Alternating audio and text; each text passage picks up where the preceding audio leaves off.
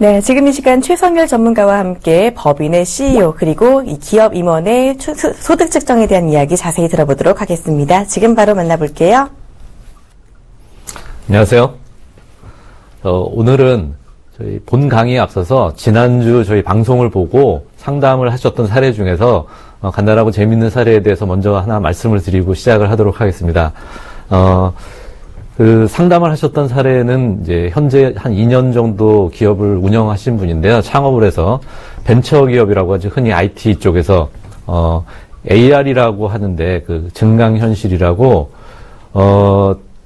이 사업의 내용을 보면 최근에 굉장히 각광을 받고 있습니다. 근데 이런 산업들이 IT 산업 쪽에 많이 있는데 그런 산업들이 미래에는 어마어마하게 지금 세계적으로도 연구로 활발하고 그런데 현실은 조금 춥습니다.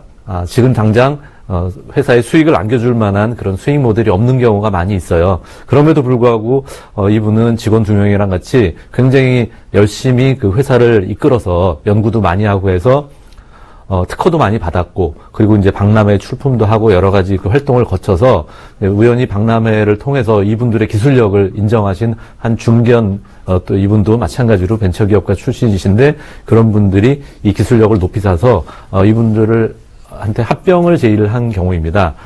그러니까 직원들에 대한 책임도 있고 해서 합병을 해서 좀 더 자본력이 있는 곳에서 연구활동을 활발하게 하고 싶어서 합병의 제안을 받아들이기로 했는데 이런 경우에 기업의 가치를 얼마로 평가해야 되느냐 이런 부분에 대해서 이제 궁금해서 전화했는데 문제는 뭐냐면 기업의 가치라는 것은 그렇습니다. 우리들이 무언가 물건을 사고 팔을 때도 똑같이 사는 사람이 나 얼마에 사고 싶은데 했을 때 파는 사람이 거기에 동의를 하면 그냥 그걸로 거래가 이루어지는 거죠. 그런데 거기서 조금 그거는 너무 싼 것 같은데 그건 너무 비싼 것 같은데 이런 의심이 들 때 그럼 한번 우리 따져볼까? 이렇게 하는 것이 이제 그때부터 가치평가라는 것이 이루어지게 되는 겁니다. 그런데 그 가치평가의 내용을 우리가 살펴보게 되면은 대부분의 중소기업은 오랜 시간 동안 영업을 했기 때문에 그 회사의 과거 영업 손익 그다음에 재무제표 이런 걸 통해서 현재 자산도 얼마 있고 자본금이 얼마며 종업원 얼마고 가지고 있는 영업권의 가치가 얼마인지 이런 것들을 따져서 확인할 수가 있습니다. 그런데 지금 이 기업처럼 사실은 과거의 매출이라든가 이익이라든가 이런 것들은 그렇게 볼 게 별로 없어요. 그런데 미래 가치를 따지면은 정말 값어치로 환산하기가 어려운 부분들이 있거든요. 이런 경우에 우리가 값어치를 너무 적게 평가할 수 없으니까 이런 것은 어떻게 하느냐 하는 것을 항상 좀 고려해야 되는 겁니다. 그래서 화면에 보시는 것처럼 대부분의 회사들이 기업 가치를 평가할 때는 상속이나 증여 혹은 청산할 때쯤에서 이런 것을 한번 좀 평가해보고 싶어 합니다. 그 중소기업들이요. 그런 경우에 과거에 어떤 손익으로 회사를 운영을 해 수익을 냈는지 그리고 현재 자산은 어떻게 있는지 이런 두 가지 좌표를 가지고 평가를 하게 되는 거죠. 그런데 현재 가치를 평가하는 경우도 있습니다.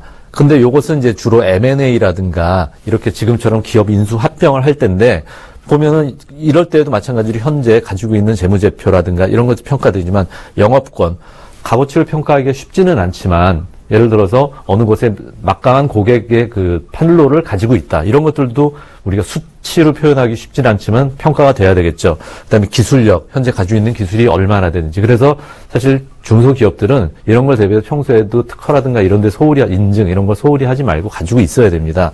그리고 기업의 신용도 얼마나 대외적으로 신용을 받고 있는지.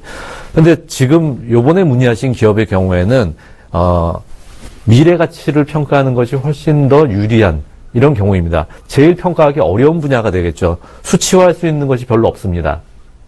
그래서 특허라든가 인증 그리고 이 회사에서 가지고 있는 영업을 위해서 따고 있는 수주라든가 이런 것들을 통해서 이 회사의 가치를 평가해야 되는 거죠. 경영의 신용도라든가. 그래서 어떻게 보면은 이분의 질문은 간단했는데 저희의 그 컨설팅 입장에서 보면 상당히 어렵고 치밀한 작업이 돼야 되지 않느냐. 그래서 가장 좋은 것은 이제 인수를 하기를 원하시는 기업가분하고 잘 상의를 해서 적절한 평가를 받도록 하는 것이 좋겠지만 저희가 경우에 따라서는 그 기업 가치를 평가하는 기준에 따라서 평가를 해드리기로 했던 경우입니다.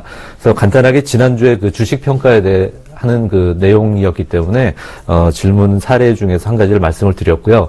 이제 본 강의를 시작하도록 하겠습니다.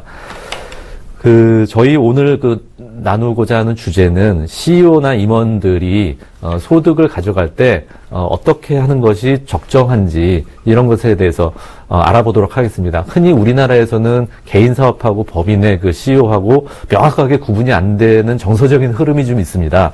물론 법적으로는 다 정확하게 돼 있지만 그래서 그런 것들에 대해서 하나씩 짚어보도록 하겠습니다. 얼마 전에 저희 신문에도 많이 보도됐던 내용이죠. 대기업 회장의 연봉이 부회장님의 연봉이 나왔습니다. 이거 1,400만 원 아니고요. 149억입니다. 어마어마한 돈이죠. 근데 그분의 그 급여의 구조를 살펴보니까 급여로 온 것은 20억, 그 다음에 상여로 온 것이 48억, 그 다음에 기타 소득이 80억입니다. 자, 이게 뭔지 모르겠는데 급여는 20억인데 기타 소득이 40억. 어마어마한 거죠. 이것이 이제 흔히 우리가 말하는 인센티브 혹은 성과급이라고 얘기하는 부분인데요. 물론 그 전년도에는 이 부분이 거의 없었기 때문에 절반도 안 되는 급여를 받으셨더라고요. 그렇지만 이 정도의 급여를 받았습니다. 개인 소득을 냈습니다. 자, 그러면 이분은 세금을 얼마를 낼까요? 소득세를 62억 원을 냅니다. 자, 어마어마한 돈을 내죠. 한번 62억을 내도 좋으니까 이 소득 한번 받아봤으면 좋겠다. 이렇게 생각하시는 시청자분들 많으실 텐데요. 그러다 보니까 여기 급여하고 상여 두 개 합치면 68억, 거의 급여하고 상여는 세금 내라고 준 그냥, 덤이네요, 덤. 그리고 실제 그분의 소득은, 기타 소득에 의존한 그런 꼴이 됐는데요.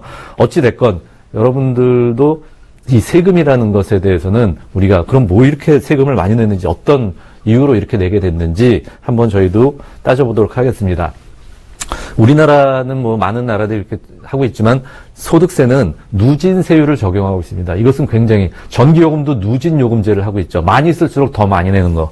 마찬가지로 소득도 많이 벌을수록 더 많이 내는 세금제를 취하고 있는데 그래서 지금 연소득이 1,200만 원 이하인 경우에 6%부터 시작해서 제일 한 2011년인가부터 바뀌었는데 가장 세금을 많이 내는 세율 구간은 38%까지 형성이 되어 있습니다. 그러다 보니까 거의 40%, 아까처럼 금액이 비슷하게 맞죠? 60억 정도 나오겠죠.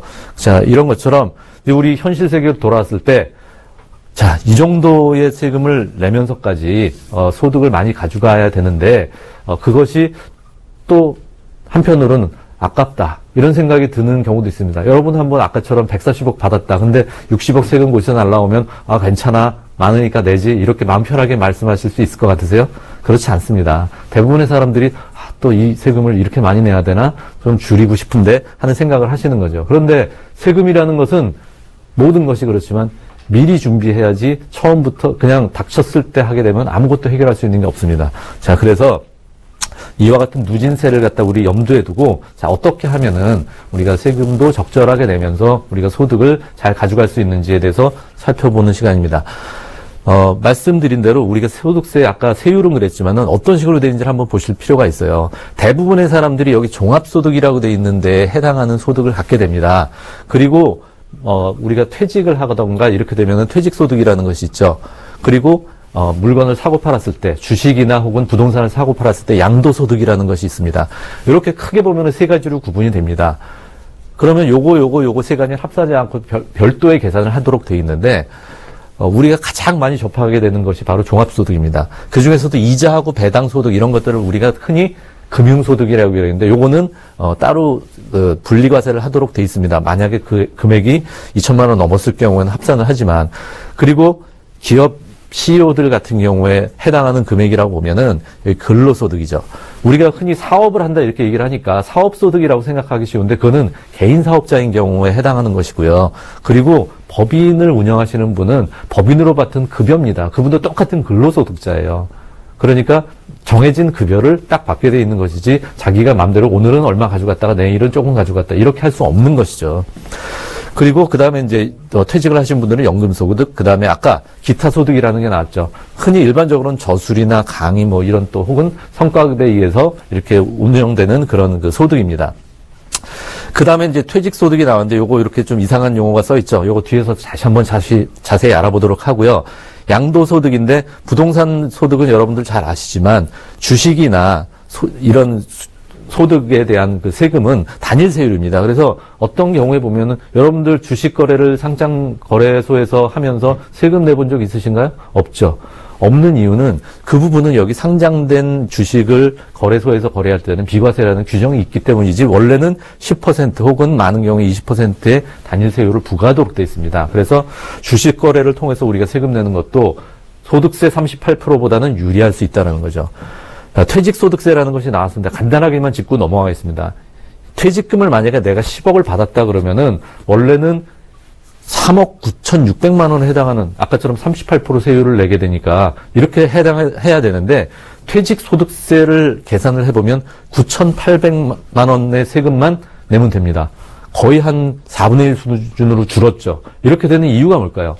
그 구조는 퇴직소득이라는 거는 여러분들이 아시겠지만 내가 일하면서 그때 받아야 될 소득을 우리 미래를 위해서 저축을 한 개념이거든요.